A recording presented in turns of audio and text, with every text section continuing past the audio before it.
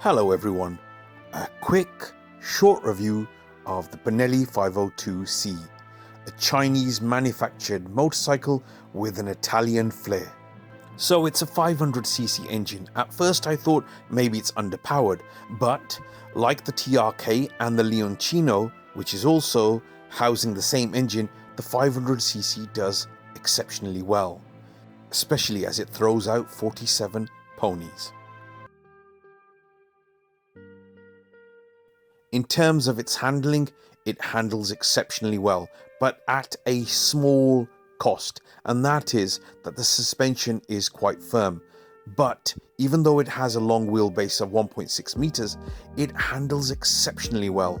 Around bends, it's nimble, it feels like a short wheelbase motorcycle, though it is not.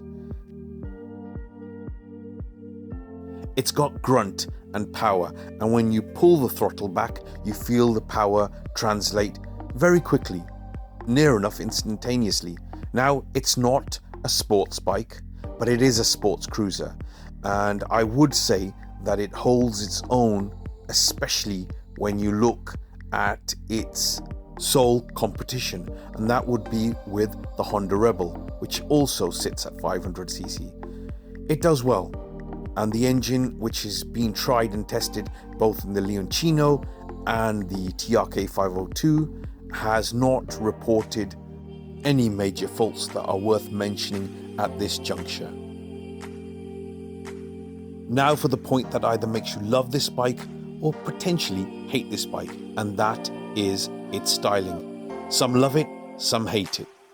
Rarely will you find somebody who sits on the fence. But the truth is that Benelli has emulated a bike that's already out in the market, and that is the Ducati Diavel. I'll show you what I mean.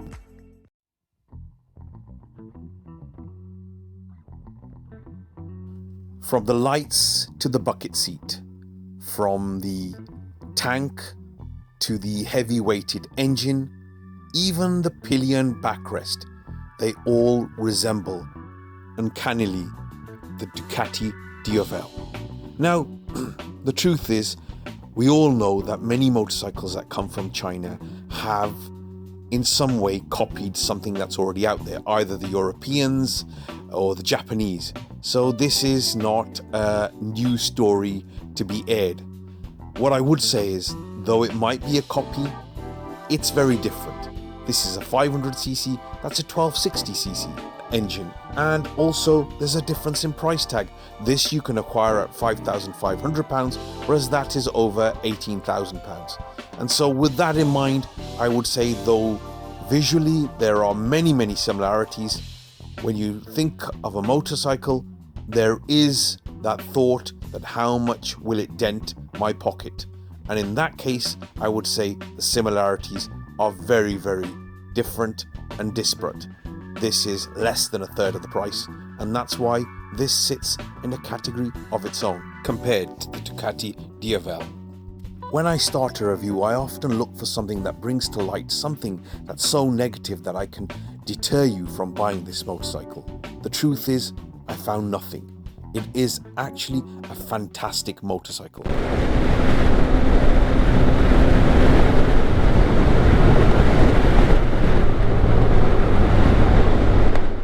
So let's now talk about the specifics, things that you might want to know before purchasing this bike, and generally things that will affect your decision.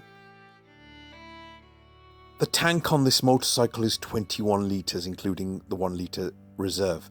That's a big tank, and with the miles per gallon it gives you, which is between 60 and 70, I think it's safe to say that you can get in excess of 250 to 300 miles out of the tank, depending on how you ride.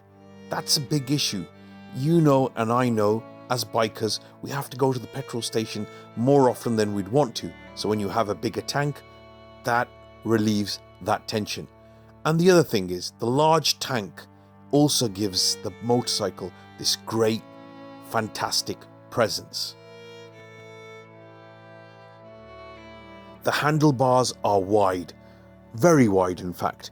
Not so wide that they would cause you any issues when filtering, but wide enough to make you feel very comfortable when you ride this motorcycle. The cluster meter at the front is a TFT screen, and that does give this bike a real modern look at the front. It changes colour according to day and night. The screen on the front is an add-on by myself, and it does give a little protection from the sun to the screen, and it also gives it a nice presence from the front.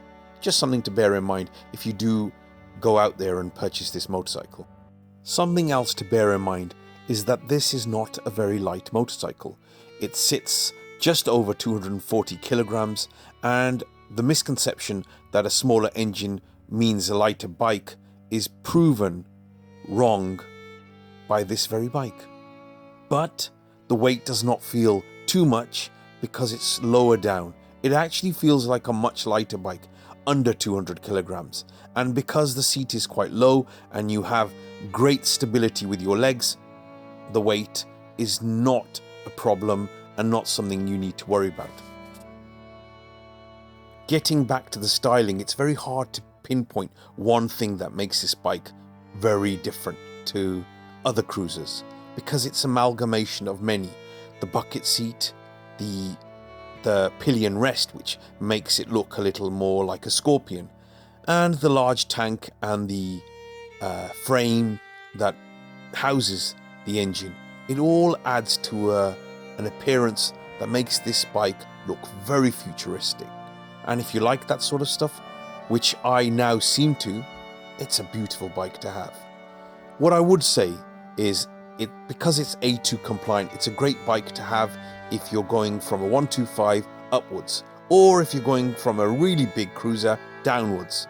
And certainly it's definitely worth considering as a second or third bike. That's it, folks. That's me all done. I'll put up a spec sheet because some people like all that nitty-gritty information. I myself prefer to talk about a bike in terms of how it feels on the road and what you can expect. But for those that like the nitty-gritty, here it comes. So all that's left to say is thank you for watching, thank you for your patience, and to those that are on two wheels, please ride very safely. And the rest of you, thank you, God bless, goodbye.